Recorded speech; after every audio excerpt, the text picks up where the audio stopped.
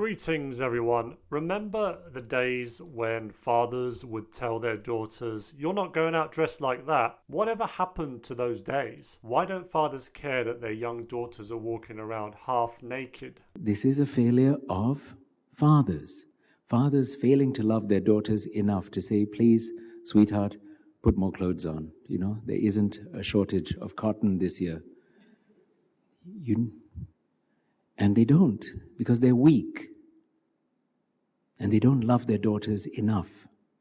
It's a great failure in love. Father Leon Pereira there with a few home truths. I would say not only are these fathers weak, they're not just weak men, they're also cowards, they're gutless. It drives me mad when I'm out and about and I see girls with almost no clothes on. Now, this isn't girls who are among their friends, where the argument could be made that, well, perhaps they left the house and their dad didn't realize what they were wearing and here they are with their friends half naked.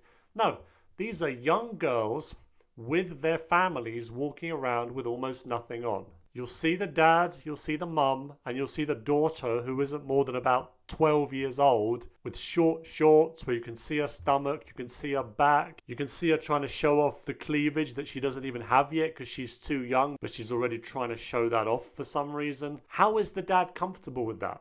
Sometimes I really feel like going up to the dad and just going, this is okay with you?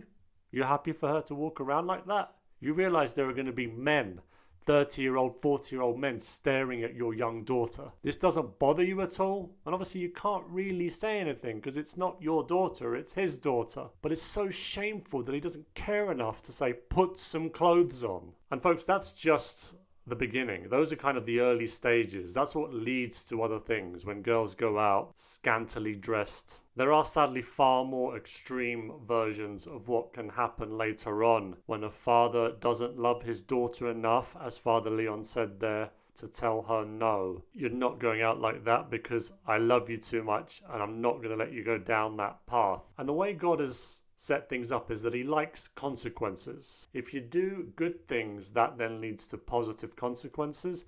And if you do bad things, that leads to negative consequences. So a daughter not having any kind of relationship with her father leads to negative consequences. A daughter not being told to cover herself up when she's leaving the house by her father leads to future negative consequences. A daughter not feeling loved by her father leads to negative consequences. In this next clip, you'll see conservative commentator slash activist Charlie Kirk surrounded by a bunch of women who, to put it mildly, are not exactly church-going conservative wives and mothers. You can tell that just by looking at them. And he gets into a conversation with one of these girls who sadly has decided to make a living in the porn industry, and you'll see she says some really shocking things. She talks about how despite the fact that she has a boyfriend, she's still involved in porn and he's involved in porn, and even though that bothers her sometimes that he's involved in porn and he's with other women, they talk it over and it's fine.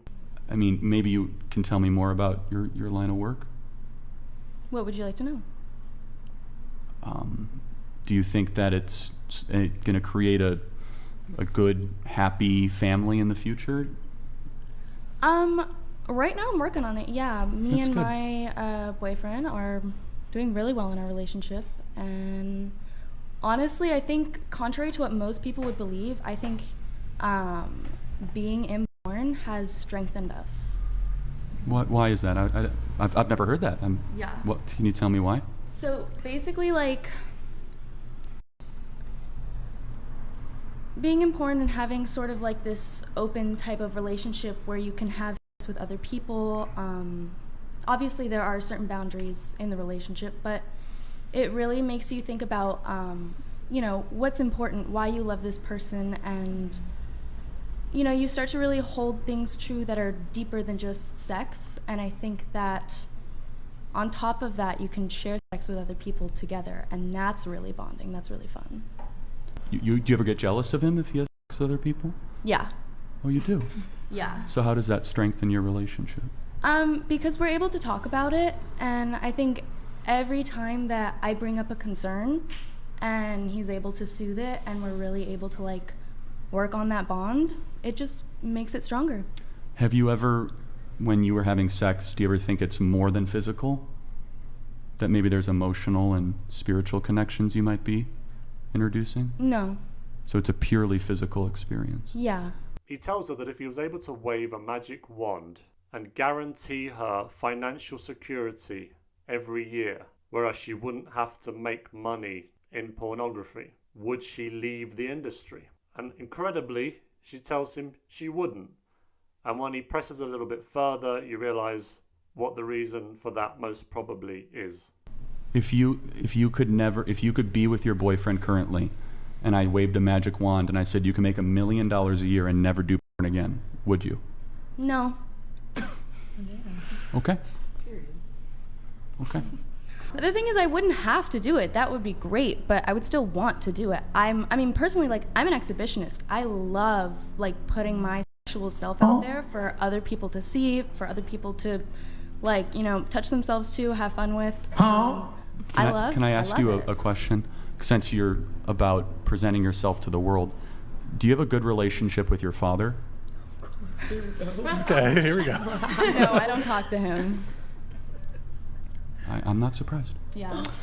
If her father had loved her properly, if her father had made her feel like his beautiful princess and told her over and over that she's his princess, that she's beautiful, she wouldn't need this kind of validation. She wouldn't require it. She would know of her own beauty inside and out, and she would look for a decent man. And if she had a decent, proper father, she would look for a man who's like her father. That's why it's so important for fathers not just to treat their daughters well and their sons well, but also to treat their wives well, because the daughter then sees that and she looks for a man who's going to treat her as well as her father treats her mother. And of course, if fathers don't treat their wives well, then sadly that often leads to daughters finding men who are basically jerks. I do pray and wish that more of these women realize that this isn't the way, that when they do this kind of thing, it isn't raising them up, it's destroying them. When they go out dressed the way they're dressed, they're only attracting perverts, they're not attracting good men. It's a path to self-destruction. Fathers need to be men. They need to take their daughters under their wing. They need to protect them, and they need to make them feel loved. If you're walking around with your daughter and you see some guy go up to her, say she's 17 years old, and you can see that he's hitting on her and you can see what he wants, are you just going to stand by and let that happen? Oh, well, she's 17, so officially in this country she's of age, so it's up to her what she does. No, you're going to grab that guy by the scruff of his neck and drag him away from your daughter and say, I don't think so, buddy. This isn't happening on my watch. So once again,